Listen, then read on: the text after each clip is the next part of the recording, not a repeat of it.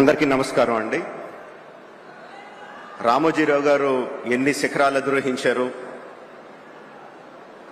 ఆయన అధిరోహించడమే కాకుండా ఆయనతో పాటు ఎంతమందిని చేతులు పట్టుకుని ముందుకు తీసుకెళ్లారు, పైకి తీసుకెళ్లారు, రాష్ట్ర ప్రజల కోసం ఎంత చేశారు అన్నది ఇప్పటివరకు నా ముందు మాట్లాడిన వక్తలందరూ చెప్పారు. ఆడియో వీడియో విజువల్లో కూడా చూసాం, తర్వాత కూడా ఇంకా చెప్పబోతారు. అంతకన్నా నేను ఎక్కువ చెప్పగలను అనుకోవట్లేదండి, అంత సాహసం చేయట్లేదు. ఒకటే అడుగుతున్నా అండి, అంత చేసిన రామోజీరావు గారికి మనం తిరిగి ఏం చేయగలం? 100% అండి.